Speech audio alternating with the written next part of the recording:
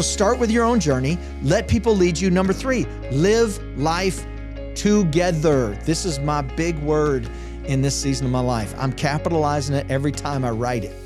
Together. This is one of our supreme values. This is one of our primary values at the Healing Place is fellowship. And what does that mean? Together. That we're doing it together. It's not from a distance. We're not talking about teachers. We're talking about brothers, sisters, sons, daughters, moms, dads. That's what we're talking about. We're not talking about third cousins who live across the world, man. We're talking about people who are right here. We are doing this together. Man, when we talk about spiritual parenting, it is together in all caps. True spiritual parents are people we do life with. Now, listen, that doesn't mean that they're there 24/7. It also doesn't mean that they're not across state lines. Two of my two primary spiritual fathers are across state lines. But you want to know what I make sure is happening? We're doing life together. They know what's happening in my life. I see them not just once a year, but several times a year.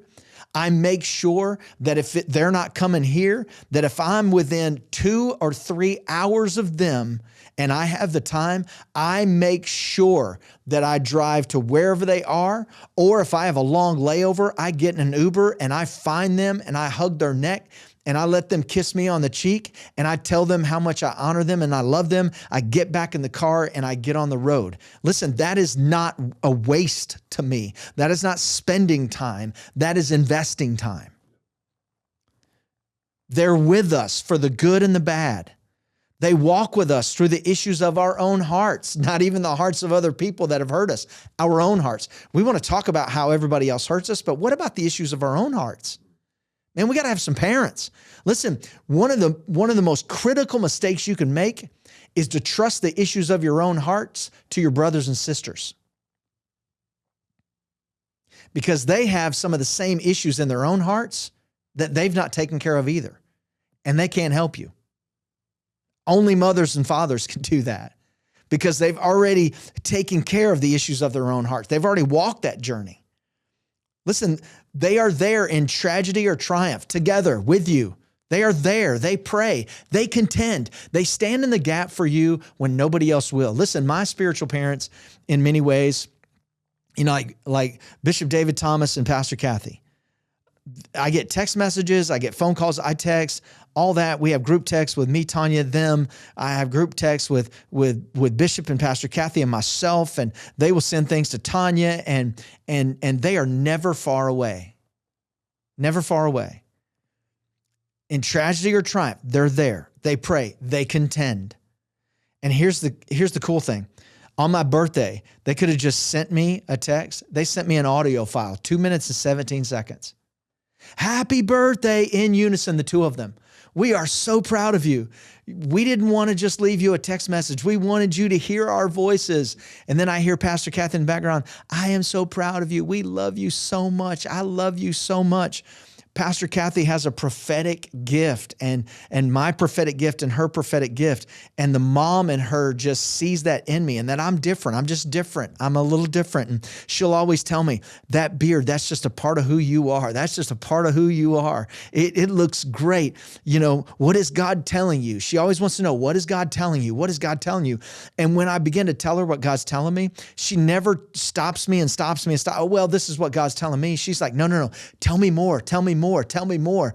This is feeding my soul. What's God telling you for me? She's telling me that. What is God telling you for me? And these relationships, I can't say this enough, and I don't want this to be an online broadcast or online message or podcast or whatever you want to call it. I don't want it to be something that's all sanitized and we edit it multiple times. Listen, this is a game changer. The enemy hates this. And that's why he keeps you from it. And let me just say this, because I'm not sure this is in my notes.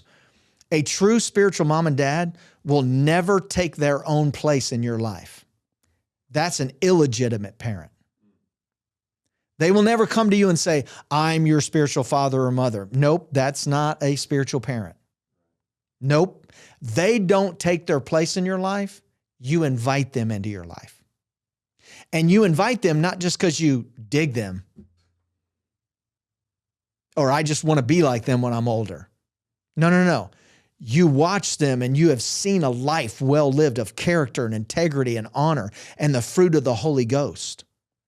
That they have taken up their cross and followed Jesus. They're not filled with open wounds, but they do have scars. They have lived a life that has not been perfect, but it has been for the Lord. That's when you invite those people in. They have a gifting that you're drawn to. And it may be that there are similarities in them and you may look at them and go, wow, I hope that I'm functioning like that when I'm their age. There's nothing wrong with that either.